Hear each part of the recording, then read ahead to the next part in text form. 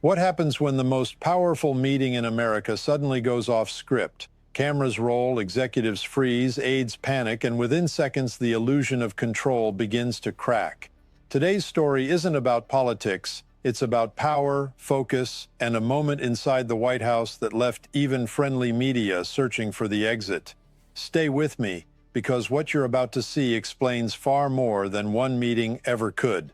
It starts not with shouting or chaos, but with something far more unsettling, a quiet moment inside the most powerful building on Earth where everyone in the room knows the script, knows the cameras are rolling, knows the stakes are global, and yet nobody knows what the president will do next. Because what unfolded in that room wasn't just awkward, it wasn't just embarrassing. It was revealing in a way that makes your stomach tighten if you're paying attention. As Donald Trump sat across from oil executives in what was supposed to be a controlled, choreographed display of power and competence, and instead became a slow-motion collapse of focus, discipline, and presidential instinct.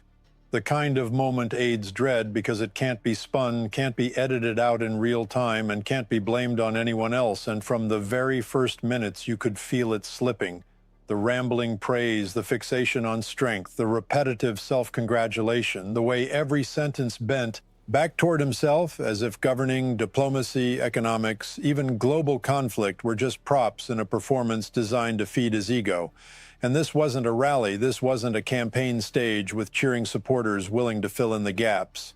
This was a room full of executives, officials, and cameras expecting coherence, expecting leadership, expecting a president who could stay on track long enough to deliver a message that mattered, and instead what they got was a man drifting, improvising, contradicting himself, veering into bizarre military metaphors about armadas and waves, talking about Venezuela as if it were both conquered and unresolved at the same time, declaring victory while hinting at force, projecting dominance while sounding confused, and all of it happening in front of people who understood exactly what was at stake financially, politically, and historically.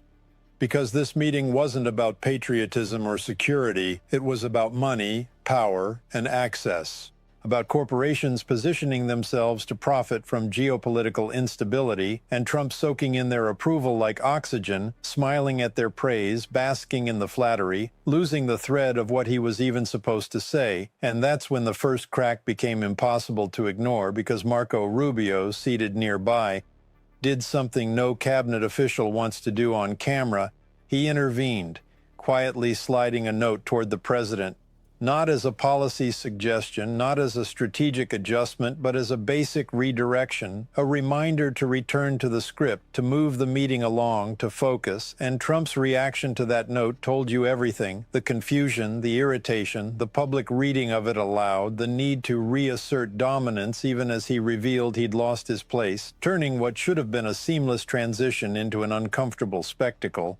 And as the executives tried to resume talking about production numbers and operations on the ground, Trump's attention visibly wandered, his body language restless, his eyes drifting, his mind elsewhere, as if the substance bored him now that the praise had slowed. And this is where the moment crossed from awkward into alarming, because leadership at this level isn't about charisma or bravado. It's about sustained focus, about understanding consequences, about listening long enough to make decisions that don't spiral into disaster. And yet here was the President of the United States mentally checking out of a meeting dealing with international energy, sanctions, and geopolitical leverage.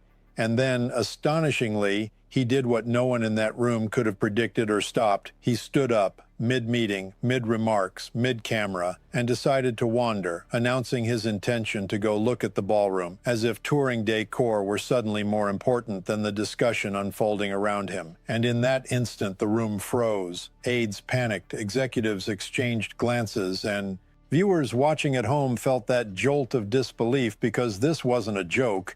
This wasn't a lighthearted aside.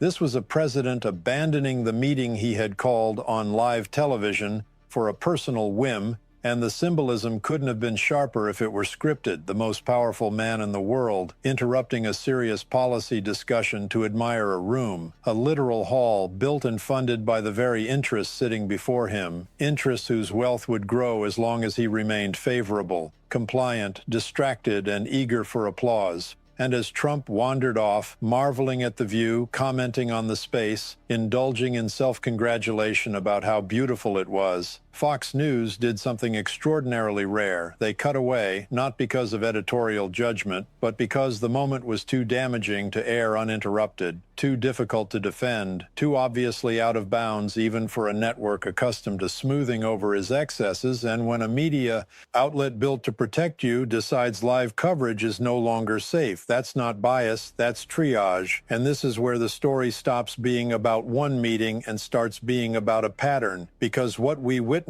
wasn't an isolated lapse. It was a distilled version of a presidency defined by impulse over preparation, ego over responsibility, praise over policy, a man who demands loyalty but cannot maintain focus, who claims strength but avoids substance, who confuses dominance with chaos, and who treats the machinery of government like a stage set for his personal validation. And the reason this moment hit so hard is because it peeled back the curtain, showing the reality behind the slogans and theatrics, showing a leader unable or unwilling to follow his own script, dependent on aides to steer him back to basics, visibly irritated by information that doesn't flatter him, and ultimately more interested in a ballroom than in the consequences of the power he wields. And as the meeting lurched forward without him, as officials scrambled to restore order, the image burned itself into the public consciousness, not as comedy, not as parody, but as a warning,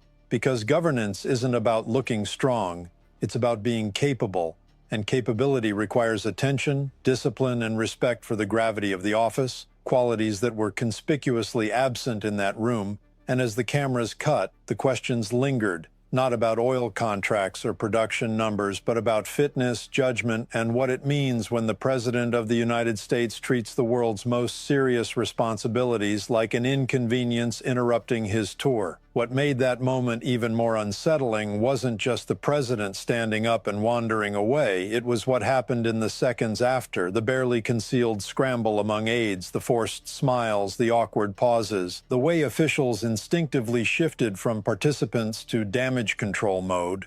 Because everyone in that room understood the unspoken rule of power. When the president loses the thread publicly, the system around him has to absorb the shock before it ripples outward.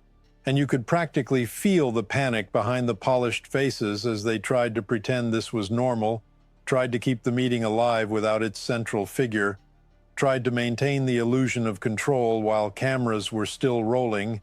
And this is where the behind-the-scenes reality of modern American power reveals itself, because these meetings are never spontaneous. Every word is pre-approved, every transition rehearsed, every moment calibrated to send a signal to markets, allies, and adversaries. And yet none of that preparation can save you when the person at the center refuses to stay anchored, refuses to follow the script, refuses to recognize that the script exists for a reason. And that reason is not optics, but stability, because the stakes here weren't theoretical, they were immediate, involving sanctions, energy markets, regional power balances, and billions of dollars in future access. And the oil executives in that room weren't there out of civic duty. They were there because proximity to power is profitable, because uncertainty creates opportunity, and because when a leader is erratic, those who know how to flatter, redirect, and wait him out often benefit the most. And that dynamic played out in real time as praise became a currency, compliments became leverage, and policy discussion slowly gave way to performance, with executives carefully choosing words that would keep the president engaged without challenging him, while officials like Marco Rubio were forced into the uncomfortable role of minder rather than strategist, slipping notes, redirecting conversation, trying to keep the machinery running while the engine sputtered. And what's striking is how visible this has become, because in past administrations these corrections happened quietly, off camera, behind closed doors. But here they unfolded live, unfiltered, revealing a White House operating in reactive mode, constantly adjusting to the president's impulses rather than executing a coherent plan. And this is where Fox News' decision to cut away becomes crucial, because it wasn't an editorial statement, it was an acknowledgement that the moment had crossed from defendable to indefensible, that viewers were seeing something that could not be framed as strength or authenticity, something that raised questions no talking point could erase. And when even friendly media chooses to look away, it signals a deeper recognition that the spectacle is no longer manageable, that the unpredictability has become a liability rather than an asset. And this isn't about partisan preference, it's about institutional strain, because the presidency is designed to concentrate power under the assumption of competence. And when competence is inconsistent, the surrounding institutions stretch to compensate, sometimes successfully, sometimes not, but always at a cost. And that cost accumulates in subtle ways, in delayed decisions, in mixed signals to allies, in confusion among agencies tasked with implementation, and in the normalization of behavior that would have been unthinkable in previous eras, like a president abandoning a policy meeting midstream to admire a room. And the danger of normalization is that it lowers expectations, that people begin to accept distraction as personality, improvisation as leadership, and confusion as authenticity. And once that happens, accountability becomes harder to enforce because every lapse is reframed as style rather than substance. And yet, beneath the surface, professionals inside the system are forced to pick up the slack, to quietly translate impulsive remarks into actionable policy, to reassure partners that what was said offhand won't suddenly become doctrine, and to monitor markets for reactions to statements that were never meant to be statements at all. And this constant translation drains institutional energy, pulling focus away from long-term planning and toward short-term stabilization. And nowhere is this more evident than in meetings like this one, where the overlap between government authority and corporate interest is already sensitive, already fraught, already vulnerable to accusations of favoritism. Because when executives praise the president and the president responds with access, warmth, and visible appreciation, it reinforces the perception that influence is transactional, that proximity buys favor, and that policy outcomes are shaped less by public interest than by personal rapport. And this perception doesn't require corruption to be damaging. It only requires ambiguity, because trust in institutions depends on the belief that decisions are made through process, not impulse, through analysis, not applause. And when viewers see a president more energized by compliments than by briefings, more attentive to scenery than to substance, that trust erodes, not dramatically, not overnight, but steadily, and the consequences extend beyond one administration, because every future leader inherits a system shaped by precedent, and when precedent shifts towards spectacle over seriousness, the bar for conduct lowers, the margin for error narrows, and the risk of miscalculation grows, especially in areas like foreign policy and energy, where signals are scrutinized and misreadings can escalate quickly. And this is why moments like this resonate far beyond the news cycle, because they crystallize broader concerns about attention, discipline, and the ability to manage complexity, concerns that cannot be dismissed as political attacks when they are visible, documented, and reacted to in real time by allies and critics alike. And as the meeting eventually stumbled back on track, with aides guiding the conversation forward and executives returning to prepared remarks, the impression lingered that the real work was happening around the president rather than through him, that governance had become an exercise in containment rather than leadership, and that the most revealing aspect of the day wasn't any single statement or policy hint, but the quiet acknowledgement by everyone involved that unpredictability had become the defining feature of the room, a feature to be managed, mitigated, and endured rather than addressed head-on. And that acknowledgement, more than any headline or clip, is what makes this moment so significant, because it shows a system adapting to instability instead of correcting it, and adaptation without correction always carries a price. As the cameras moved on and the headlines began to crystallize, the most consequential story unfolded off-screen, in the silent calculations of those tasked with protecting power rather than questioning it, because moments like this force every actor in the orbit of the presidency to make a choice, not publicly but internally, about how far they are willing to go to preserve continuity. And that's where figures like J.D. Vance and Marco Rubio become less like individual politicians and more like case studies in institutional survival, navigating a delicate balance between loyalty and responsibility, visibility and discretion, knowing that every intervention risks backlash and every silence risks complicity. And in that tension, you can see how modern governance bends around personality, how aides and allies learn to anticipate detours, how they prepare for unpredictability not by correcting it but by cushioning its impact, crafting statements, redirecting conversations, smoothing reactions, and framing disruptions as eccentricities rather than warning signs, because in a polarized environment, the fear of empowering opponents often outweighs the impulse to confront internal problems, and this is where the media ecosystem plays its role, amplifying or muting moments based on alignment, shaping narratives that reassure some audiences while alarming others. And yet even within that ecosystem there are limits, thresholds beyond which containment fails, and the cutaway by a friendly outlet signaled that one of those thresholds had been crossed, that the moment could no longer be framed as authenticity or strength without stretching credibility beyond repair. And this fracture matters because media coverage doesn't just reflect reality, it stabilizes it, providing cues to viewers about what is normal, acceptable, and expected.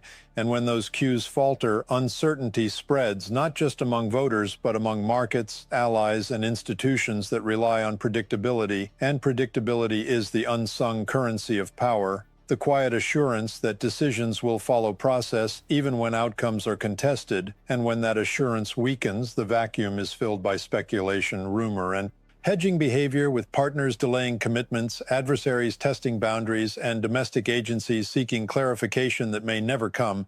And all of this traces back to the fundamental question raised by that meeting. Who is actually steering the ship? Because leadership isn't measured by volume or confidence. It's measured by the ability to absorb information, to prioritize, to stay present when the stakes are abstract and the rewards are delayed. And the spectacle of a president disengaging mid-discussion crystallized a concern long whispered in private that governance had become performative, reactive, and dependent on intermediaries to translate impulse into policy. And this dependency creates its own hierarchy, elevating those who can interpret mood over those who can analyze data, rewarding flattery over candor, and encouraging a culture where uncomfortable truths are softened or deferred, not because they are false, but because they disrupt momentum. And over time, this culture reshapes decision-making, narrowing the range of options considered, favoring actions that generate immediate approval, and sidelining those that require sustained attention and patience. And nowhere is this more dangerous than in foreign policy, where miscommunication can escalate rapidly, and energy policy, where markets respond instantly to perceived signals because a casual remark can move prices, a vague promise can trigger investment, and an offhand dismissal can undermine leverage painstakingly built over years. And when observers see a president more engaged by atmosphere than analysis, they adjust accordingly, discounting statements, seeking back channels, and placing greater weight on signals from aides rather than the leader himself, which effectively redistributes power away from the elected figure toward an unelected network of managers, a shift that may stabilize short-term operations but raises profound questions about accountability, because when outcomes are shaped by those operating behind the scenes, responsibility becomes diffuse, praise and blame harder to assign, and democratic oversight weaker. And this diffusion is not theoretical. It manifests in real decisions, in who gets access, whose calls are returned, which memos are read, and which warnings are sidelined. And the meeting with oil executives exposed this dynamic with unusual clarity, showing how praise opens doors, how proximity amplifies influence, and how distraction creates space for those prepared to fill it. And while defenders may argue that this is simply how politics works, the difference lies in degree, in the visibility of the process, and in the erosion of norms designed to keep personal impulse from overshadowing public interest. Because norms exist not to constrain personality, but to protect stability, to ensure that the immense power of the presidency is exercised deliberately rather than impulsively, and when those norms weaken, the system becomes more brittle, less resilient to shocks, and more vulnerable to miscalculation. And this vulnerability doesn't announce itself with crisis sirens. It accumulates quietly, in meetings that drift, in notes passed across tables, in cameras cutting away, and in the collective decision to move on rather than confront. And as commentators debated optics and partisans argued intent, the deeper issue remained unresolved, whether the institutions designed to support leadership were now compensating for its absence. and whether that compensation could continue indefinitely without cost, because history suggests it cannot, that systems stretched to absorb unpredictability eventually reach a breaking point, not because of a single moment, but because of the normalization of many, and the meeting that began as a routine display of authority ended as a symbol of that normalization, a snapshot of power adapting to distraction, and the question it leaves behind is, not about politics, but about governance itself, about whether a system can remain effective when presence becomes optional, focus intermittent, and spectacle a substitute for stewardship. And this is where the story ultimately lands, not in outrage or mockery, but in a quieter, more unsettling realization about what power looks like when attention fractures and responsibility diffuses. Because the presidency is not a personality contest or a stage for constant affirmation, it is a job that demands sustained presence, even when the room is dull, even when the briefing is repetitive, even when the applause fades, and when a leader treats those moments as optional. The cost isn't paid in headlines, it's paid in trust, in clarity, and in the slow erosion of democratic expectations. Because citizens don't just elect a person, they entrust an office, and that office carries obligations that extend beyond personal comfort or impulse.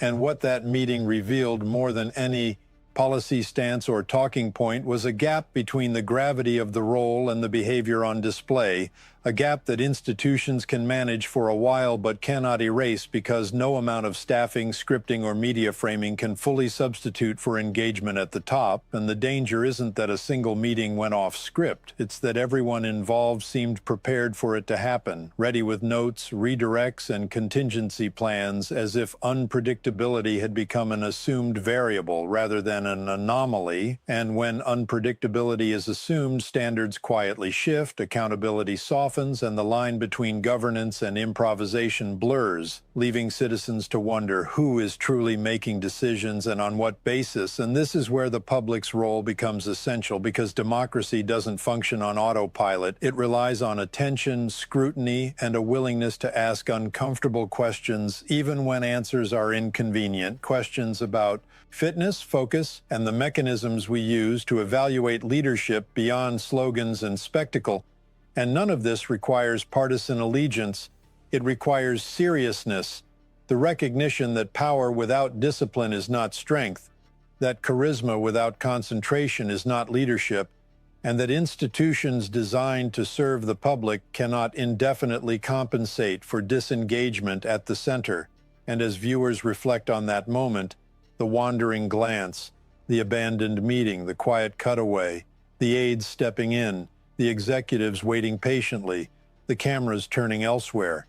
The takeaway isn't a punchline, it's a warning about normalization, about how easily extraordinary behavior becomes routine when repeated often enough, and how difficult it becomes to reverse that slide once expectations adjust downward. And the future doesn't hinge on one person or one clip. It hinges on whether citizens insist that the office demands more than presence, more than performance, more than praise, whether they insist on focus, coherence, and accountability as non-negotiable standards, because the health of a system is measured not by how it performs under ideal conditions, but by how it responds when stress reveals its weaknesses. And what we saw was stress revealing adaptation rather than correction, containment rather than confrontation. And while that may keep the lights on in the short term, it raises profound questions about long-term resilience. Questions that won't be answered by cutting away or moving on, but by sustained engagement, informed discussion, and a collective refusal to lower the bar for leadership simply because doing so feels easier. And if there is one enduring image from that day,